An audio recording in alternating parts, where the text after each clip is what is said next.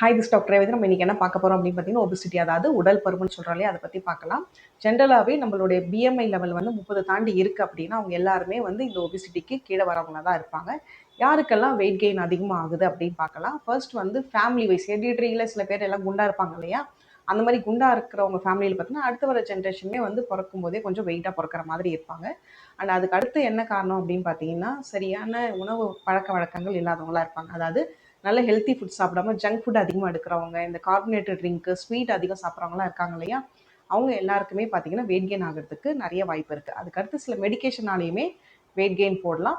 And அதுக்கு அடுத்து வேறு என்ன அப்படின்னு பார்த்தீங்கன்னா ஹார்மோனல் இம்பேலன்ஸ், அதாவது இந்த நீர்க்கட்டி, தைராய்டு பிரச்சனைலாம் இருக்கு இல்லையா, அவங்களுக்குமே பார்த்தீங்கன்னா வெயிட் கெயின் ஆகிறதுக்கு நிறைய சான்சஸ் இருக்குது. இவங்க எல்லாம் என்ன பண்ணலாம் அப்படின்னு பார்த்தீங்கன்னா எப்போவுமே வந்து ஒரு பிரிஸ்க் வாக் பண்ணுங்கள். வாக்கிங் பார்த்தீங்கன்னா ஒரு முடிஞ்ச வரைக்கும் ஒரு நாளைக்கு 30லேருந்து 45 நிமிஷம் வரைக்கும் நடங்க.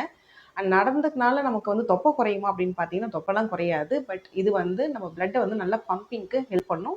ஹார்ட் ஃபங்க்ஷன் எல்லாமே நல்லாயிருக்கும். கார்டியாக் அரெஸ்ட்லாம் எதுவும் வராமல் இருக்கிறதுக்கு நம்ம வந்து சேஃபர் சைடாக இருந்துக்கலாம் இந்த வாக்கிங் போகிறதுனால.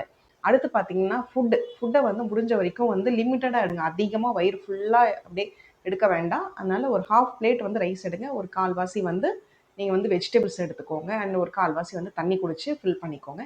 ஏர்லியாக சாப்பிட்ருங்க. முடிஞ்ச வரைக்கும் வந்து 7 மணிக்கெலாம் சாப்பிட்டு முடிக்கிற மாதிரி பாருங்கள். நல்ல தூக்கம் தேவை, நல்ல டீப் ஸ்லீப் தேவை. ரொம்ப ஏதாவது ஸ்ட்ரெஸ்ஸில் இருக்கீங்கன்னா அந்த ஸ்ட்ரெஸ்லேருந்து வெளியில் வாங்க.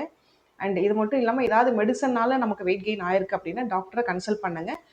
மெடிசன் எடுக்கிறதுனால எனக்கு வெயிட் கெயின் ஆகுது டாக்டர் அப்படின்னு நீங்கள் சொன்னீங்கன்னா அவங்க அதுக்கேற்ற மாதிரி ஏதாவது சொல்யூஷன் கொடுப்பாங்க. அண்ட் ஹார்மோன் ப்ராப்ளமால் வெயிட் கெயின் ஆயிருக்கீங்க அப்படின்னா நீங்கள் எல்லாருமே வந்து டாக்டரை பார்த்துட்டு அந்த ஹார்மோன் பிரச்சனையை சரி பண்ணுறதுக்கான வழியை ஃபஸ்ட்டு பாருங்கள். அப்போ தான் வந்து நம்ம வெயிட்டை வந்து மெயின்டைன் பண்ண முடியும்.